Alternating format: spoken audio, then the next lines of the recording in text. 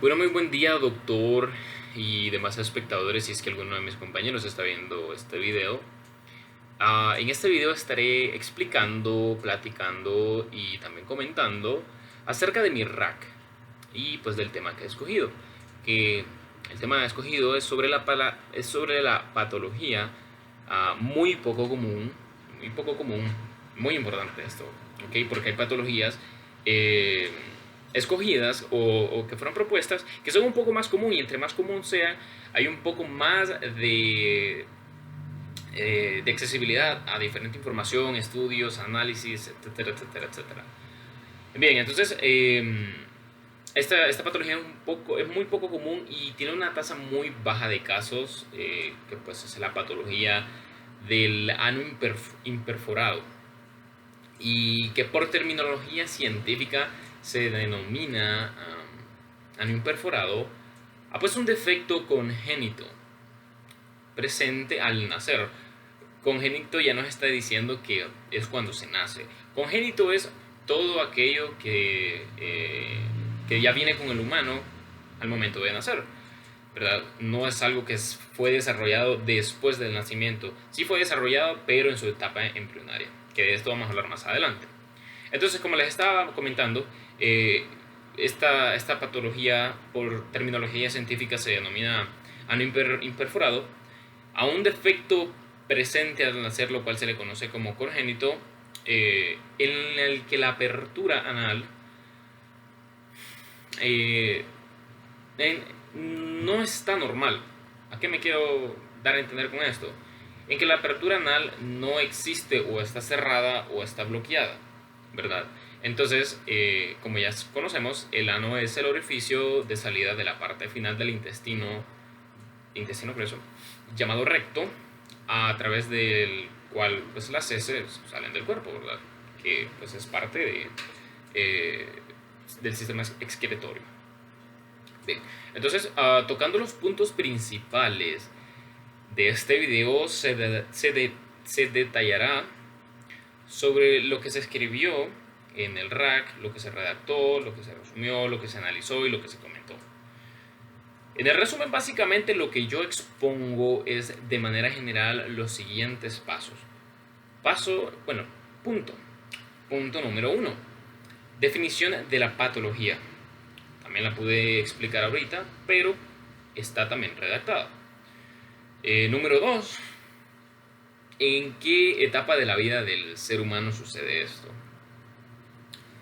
Porque ya dijimos que es una etapa específica, pero se requiere más información, más que eso, que no es después de haber nacido, es antes, pero exactamente cuándo, que eso está en el RAC. Punto número 3, ¿cómo se le considera a esta patología? Punto número 4, ¿a qué grupo de patologías esta enfermedad pertenece? Número 5, esto es muy importante, nivel de incidencia de casos por ano imperforado, que como les estaba platicando anteriormente, es poco común, pero hay que ver qué es ese poco, ¿okay? Y por último punto, pero no menos importante, menciono que en el resumen, menciono que en este RAC el análisis es completo y está basado en 2 artículos y un caso clínico. Sin embargo, por cuestiones de evaluación, las bibliografías del caso clínico no fueron colocadas, puesto que no se admiten en este tipo de documentos más de 2 bibliografías. Entonces hay un artículo científico primario y un artículo científico secundario. El artículo científico secundario simplemente viene a aportar pequeñas cosas que quizá el primero no mencionó, o quizás solo a enriquecer un poco más este RAC. Bien, entonces también estaré hablando más al final de este video sobre mi experiencia durante el desarrollo, durante la investigación de esta patología. Qué cosas aprendí, por ejemplo, que no conocía antes, pero me centraré en explicarles las tres fases principales por las cuales se compone el ranking, como las mencioné anteriormente. Primero va el resumen, luego el análisis y luego el comentario. Bien, entonces, pasando a la parte del análisis, porque ya les describí un poco del resumen, pasando a la parte del análisis,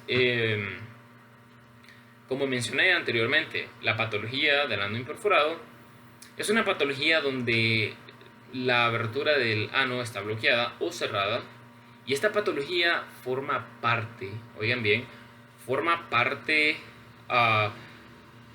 de un grupo, sí se le podría llamar grupo de patologías, llamado malformaciones anorrectales, abreviado por sus siglas en inglés, MAR, o sea, MAR. Sin embargo, de las diferentes malformaciones anorrectales que existen, la de mitema es una de las menos frecuentes, que como primera observación constructiva de mi propio análisis, aquí se desmiente el dato erróneo de que esta es una de las malformaciones del aparato digestivo más común, cuando no es así. Bien, entonces, durante la lectura de este formato, el lector se dará cuenta de que primero se explica cómo es que ocurre la patología a nivel de formación de tejidos, pero no está claro en su etiología. Sin embargo, se explica muy bien ciertos factores, ¿verdad? Se explica muy bien ciertos factores que pueden promover estas malformaciones del ano en el desarrollo embrionario. Bien, el lector, al terminar de, valga la redundancia, leer el análisis, podrá identificar los siguientes puntos. Punto número 1. Habrá conocido qué es esta patología. Número 2. Reconocerá a qué tipo de patologías pertenece. Número 3. Habrá identificado los dos tipos de ano imperforado que existen, ¿verdad? Porque el hecho de que el ano imperforado sea una patología donde la abertura anal está bloqueada o está cerrada no quiere decir que eso es todo. No, hay dos diferentes tipos y usted se va a enterar a medida vaya leyendo el análisis. Bien, reconocerá cómo se da el diagnóstico de la misma, o sea, de la patología. Número 5. Reconocerá cómo se trata al paciente durante la inspección física del neonato. Número 6. Habrá identificado cuáles son aquellos efectos evaluados, ¿verdad?, en diferentes investigaciones para determinar los efectos que pueden promover estas malformaciones. Bueno, esta malformación. Número 7. Habrá visto qué tipo de exámenes se le hacen al neonato. O sea, cuando digo neonato nos referimos, ¿verdad?, al recién nacido, con ano imperforado. Número 8. Habrá conocido las prácticas e intervenciones para el tratamiento de esta patología. Pero ojo, dependiendo de cuál de las dos el afectado padezca, ¿verdad? Y número 9.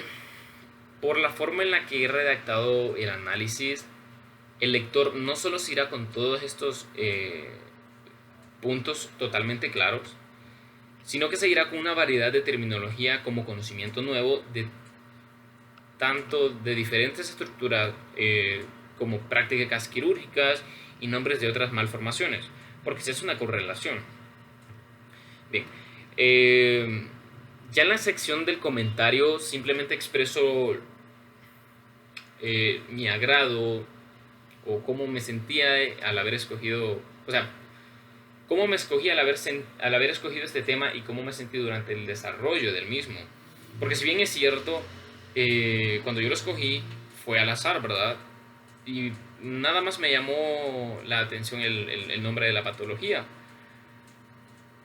Sin embargo, me gustó mucho todo aquello que se cubría y que no solo tiene que ver con la parte de la patología, sino que también viene a asociarse factores sociales, factores ambientales, factores nutricionales, factores de personalidad, factores familiares, etc. Muchísimos factores vienen a sobrecaer en esta patología. Y bueno, les comenté que había un caso clínico expuesto. Sin embargo, me gustaría comentar algo que también quizá por eso influyó la decisión de haber escogido este tema como RAC. Y es que eh, tengo una abuela de 64 años a la cual ella perdió un hijo hace unos, bueno, no tengo un número exacto, pongamos que unos 40 años. Ella perdió un hijo justo por esto. Yo no sabía en ese momento cómo se llamaba esta patología y ella pues no me lo detalló. Simplemente me contó con los años de que pues no eran 5 hijos los que ella tuvo, tuvo 6, pero el sexto murió a causa de esto. Esto es muy importante, esto lo explico en el análisis, la tasa de mortalidad, ¿verdad? Y cómo esta aumenta, ¿verdad? Dependiendo de qué intervenciones se hagan o qué intervenciones no se hagan, qué cuidados se tengan en la asistencia del parto, en la inspección del neonato, etcétera, etcétera, etcétera. Entonces quería contarles eso, una experiencia personal, ¿verdad? Pero sí esa experiencia familiar, ¿verdad? Y bueno, pues eso ha sido todo por hoy. Espero le haya gustado mi video, doctor. También a ustedes, espectadores, si es que alguno de mis compañeros vio el video. Buen día.